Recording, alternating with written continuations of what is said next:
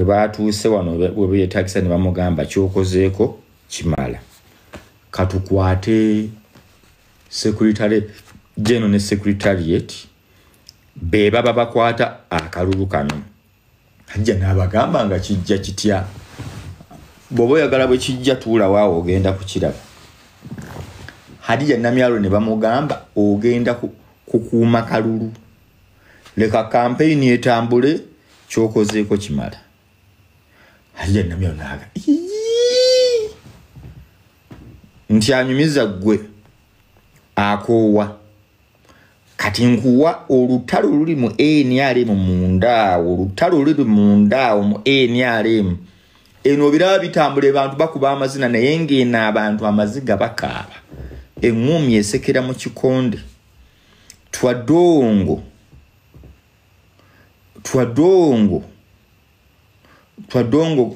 ali waggulu bwati amugamba ko gwagamba fuluma twadonga agamba ayogera ku fuluma abantu bali munda wali babba sente onazijjeno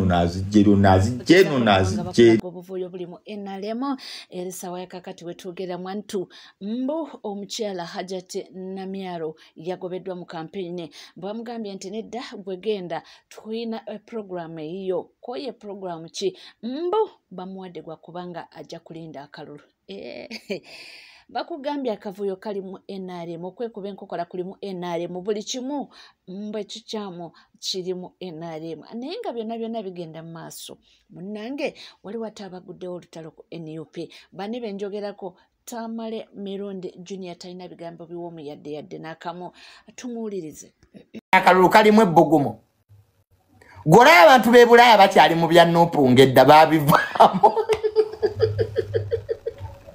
nabagamba Bobi Wine project ye NRM nze olunaku lwe nategeera nti NUP project ye NRM Lubongo yatakwatibwanga David Lewis Lubongo yatalinyangako mu kkomera Duloni zikutebedi mutwe Banubia niliba bakutte bonna aba NUP babakutte ne Bobi Wine Lubongo yayete bamukwatanga oba ye Duloni emukwata yabula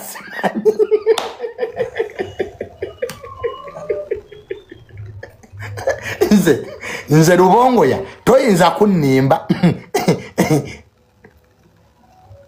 wano munnabyabufuzi atakwatibwanga mu Uganda atalinyangako na mu kooti ye Lubongo ya Secretary General Nope nze najjukira olunaku lumu twali ku kitebaawo nga nkyali mu NUP Duloni yajja nekwata Sauda Madada ne bakwata Bobi Yanga balekawo nze ne Lubongo ya era ngenda okwetegereza nga katana yali ali kumpi wali Duloni yalekawo nze ne Lubongo ya tebatukwata era omusajja yali akulidde drone eyo mujjukira yagamba abasirikale leka leave those two they are our children nengamba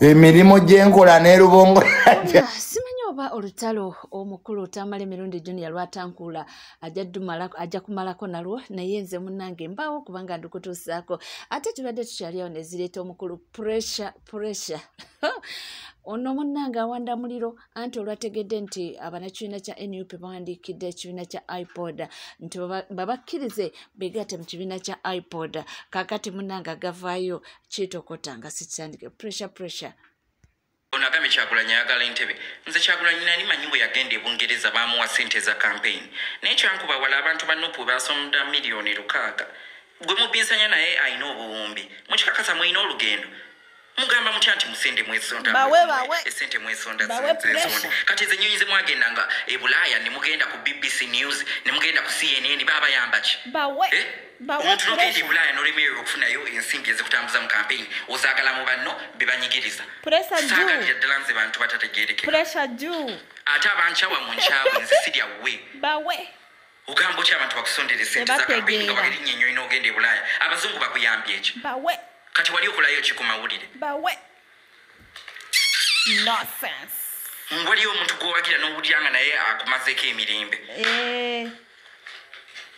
Banange Boba atama, banange Boba Wine atama linga amazi. Olutalo abantu bano lwe batankula simanyi oba banandusobola naye nga bokati balaba nti ekyamanyi naye bw'oba mujjukira bulungi omukulu Joel Ssenyonyi ono nga ye spokesperson w'ekibiina kya NUP era nga ye leader of opposition mu parliament yavuddeyo n'annyonnyola ku nsonga eno naye ndowooza abantu abalala balemeddemu simanyi kyo naye nga bwe kiri ono ye avuddeyo n'atuuka n'okuba ng'aleeta obutambi obukadde okutukakasa kale okugezaako okukakasa nti oba oliyawo bano kye bakoze nti kyabalidde. Kyagulanyi agambye nti ne bwe kiba kyetaagisa kufiirwa nsimbi ze babadde baweebwa ng'ekibiina ekirina ababaka mu paalamenti tebagenda kukkiriza kwegatta ku mukago gwa iPod. Okuva etteeka ly'ebibiina by'obufuzi bwe byakebwa buli kibiina ekibadde mu opposition kibadde kireceiving funding kuba eryo ly'etteeka ne bo balabira ddala nti luli twalinga opposition efuna sente nga yedde tetwisa naye NUP mu kisanja kimu balina ekitebe wano balina ekitebe wali balina ekitebe ono akalambidde nti mpawo nsonga zayinza kuteesaako na bibiina naddala ekiri mu buyinza ki NRM kale ng'okwerimbika nti atuula nabyo kujja kuba kwekwenyakwenya. Nze Museveni namugamba nze sibonga naawe siri kyaliwo tonneefasa nange sijja kwefasa.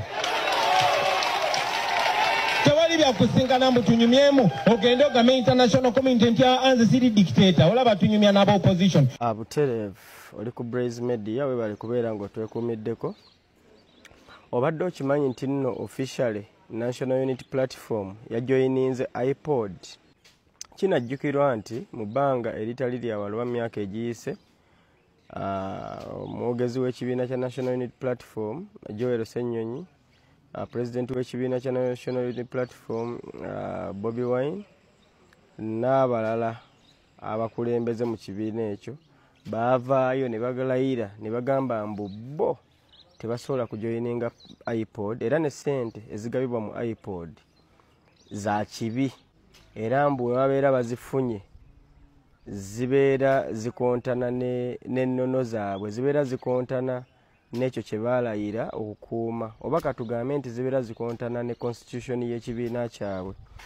Era kinajjukirwa nti abakulembeze b'ekibiina ekyo omuli Bobi Wine n'abalala baalumbagana nnyo abantu abafuna ssente mu nkola efaanaganako bw'etyo omuli Mpuuga n'abalala wadde nga Mpuuga ze yafuna tezaali za iPod ne kiba kifaanaganira ddala ekitegeera kibanga bwe munaabeera nga mwenna muli bawala beeru era nga waliwo omusajja ayagala abawala abeeru naye nga muzaalibwa bakazi banjawulo naye nga mwenna musigala nga muli baki musigala nga muli beeru azeezo ssente nti ssente be bakazi abeeru zonna bakazi beeru wadde nga zizaalibwa baki bakazi banjawulo. Awo wenkubirira bannayuganda nti mubeere vigilant mubeere nga mukanudde amaaso londa omuntu ddala nga spade agiyita spade n'ekijiiko n'akiyita kijiiko. Embeera bwetyo bweri nze nabagamba nti mbawo kubanga mbatuusaako buli kimu ekitambula era buli kimu ekigenda mu maaso gwetula bwetuuze kalira nywera nja kubanga ndikuwa ensonga ya iPod etabudde Abanayuganda anti bo bagamba nti omukulu His Excellency Robert Kyagulanyi Ssentamu yali abakakasa n'abagamba nti tagenda kukwata ku nsimbi oba ensente z'omuwe omusolo but unfortunately nti munange bagenza okwekanga ng'azikutte kakati ekyo kyekyogeza Abanayuganda kyekyogeza Abanayuganda naye nga wenkwogedde oba nga wenkugambye nti bavudde ne babanga balambulula ensonga eyo lwaki basobodde okubanga nabo bawandiika beetabe mu nsonga ezo.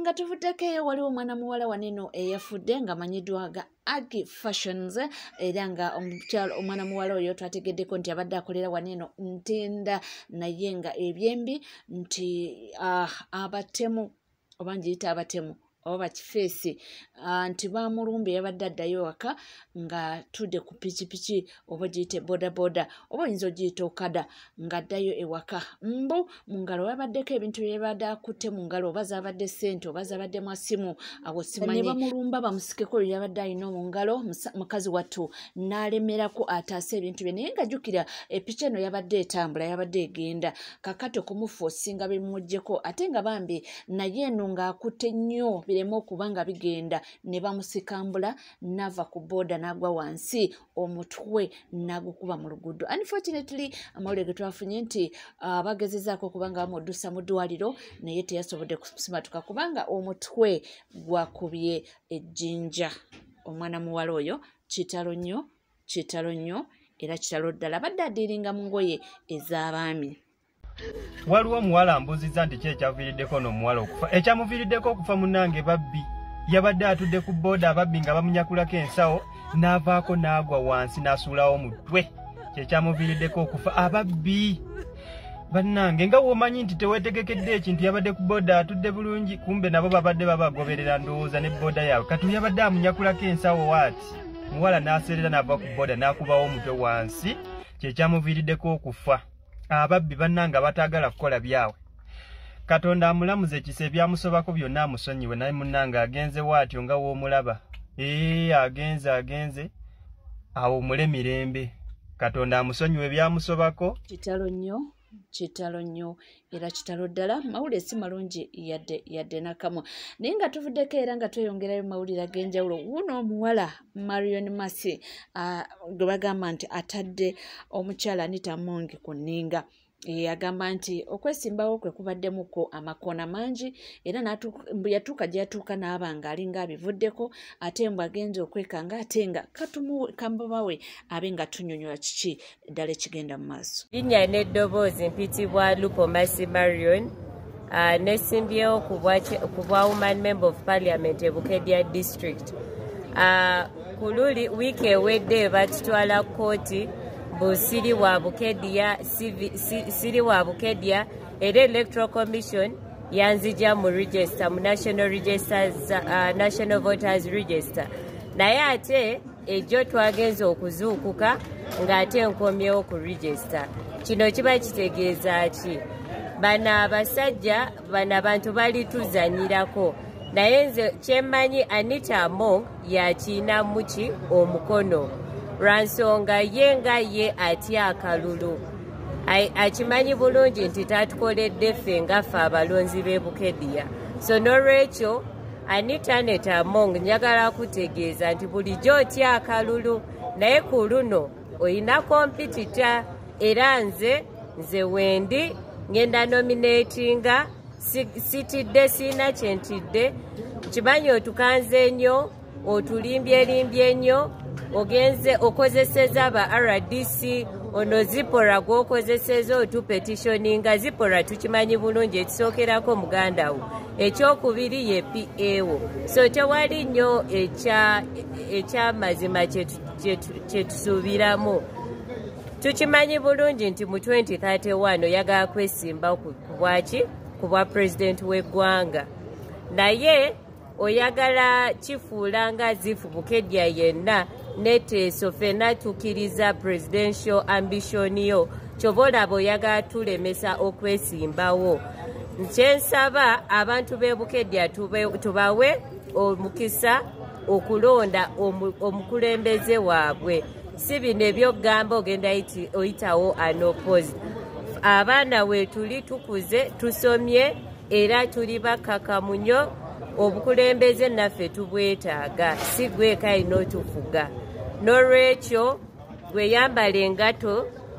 yambala engato zo ojje tuvuganye abalonzi balonde tetukutidde jangu.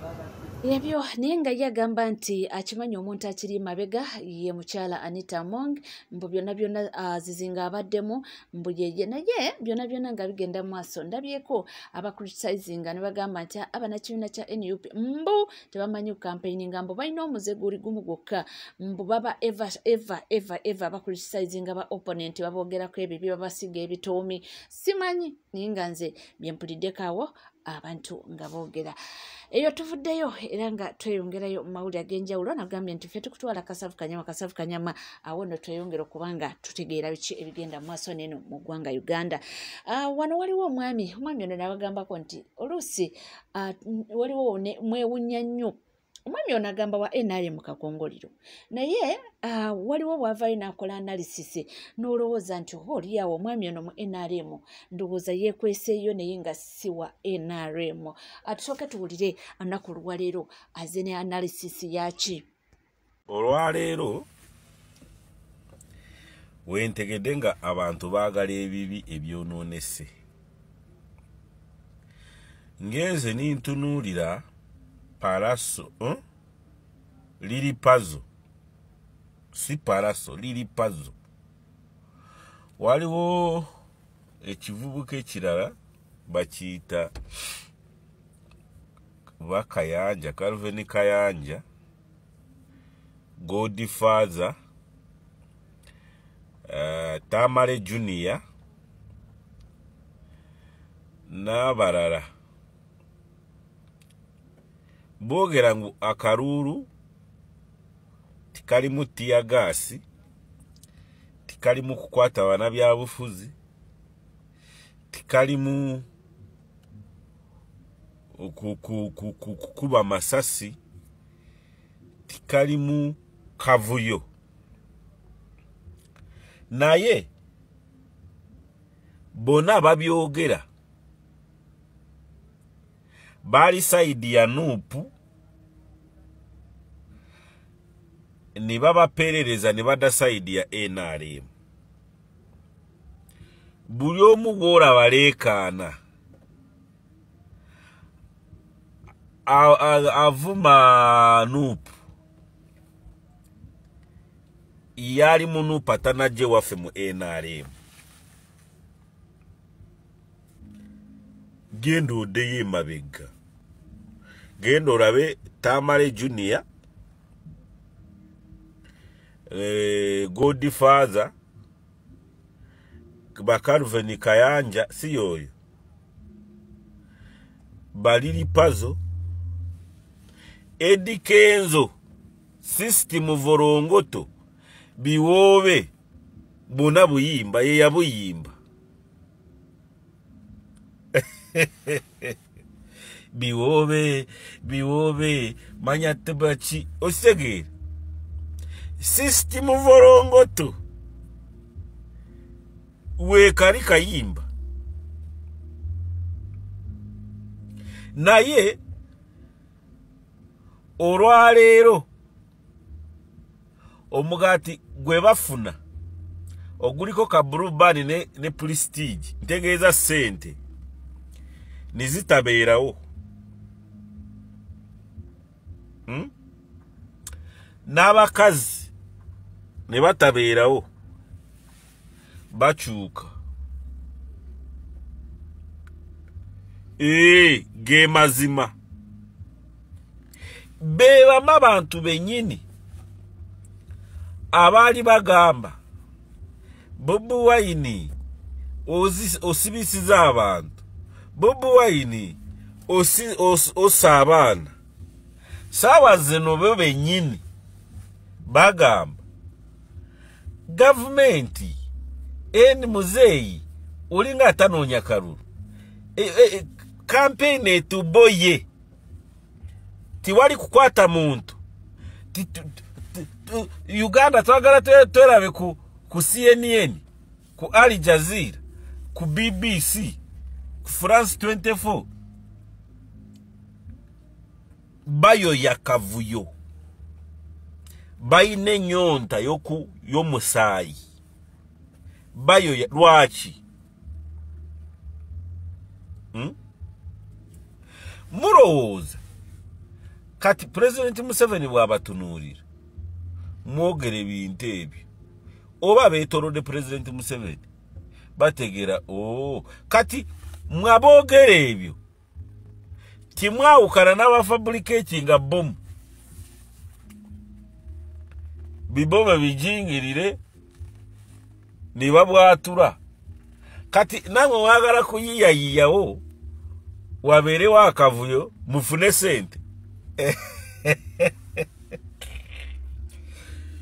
Muzeyi General Kaguta Sabarwanya Samarungu Modern King tutambulirawo kubanga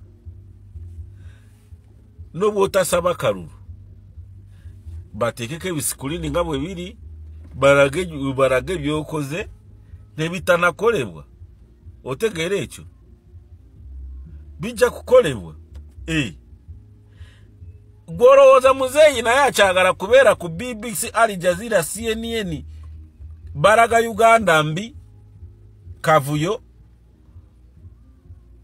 aboogera ebyo ngu akalulu kabbowa kulinga okuziika nga lumbe ensi bw'ebeeramu akavuyo ke mwagala mwaba mwe baliri pazo batamale junior bagodifaza abalambuzi tibajja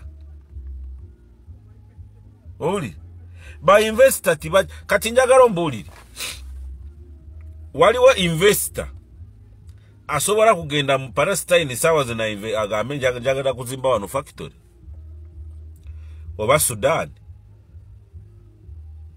ne bweba Israeli yoka wali investor asobola kugendayo ate Iran wali egarude zimizairo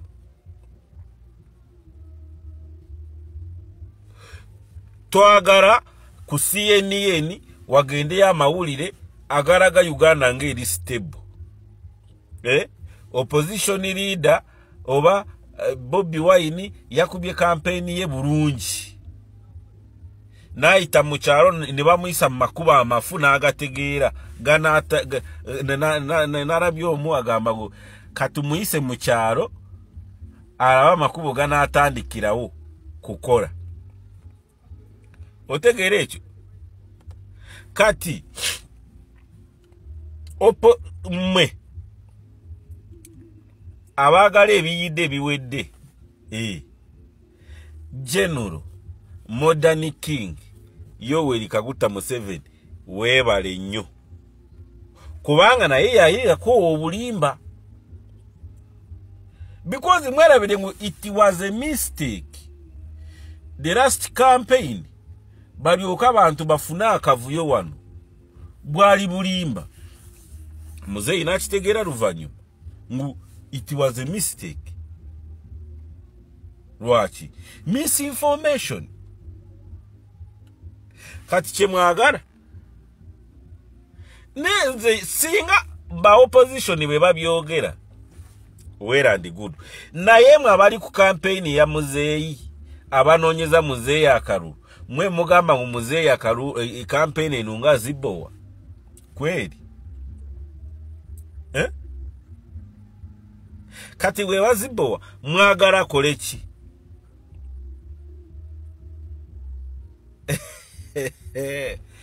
mweno mulinde muzeeyi alayire ogwokutaano ogw'omusanvu bamu mujja kubeera mu kaguli oyogera ote ebintu ng'ebyo eri pulezidenti n'ogamba ngu pulezidenti kwata ku bantu akalulu katubboye munyumirwa byakavuyo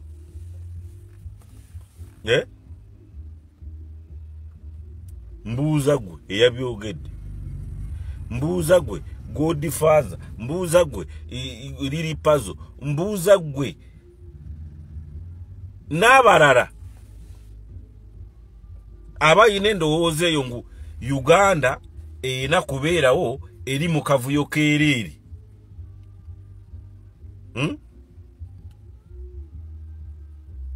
kyemwagala tibijja kubeerawo okitegeera ekyo oba sente tiziriyo nabagamba mujja kukolera bwereere era tobora mutuukeyo ni muyimba n'okuyimbulira agaba bano bayimba biki nayenga tuli ku Legit TV 256 tewerabira kubanga subscribinga ringinga that notification bell sharinga likinga tukyalina amawulire mangi nnyo nyini ddala kugamba nti gwe tulaba tuzikalira nywera ebisigadde byonna butereeva amawulire nja kubanga ngakuwa era nja kubanga ngakutuusaako wona woli wonna wasinzidde sigala naffe tova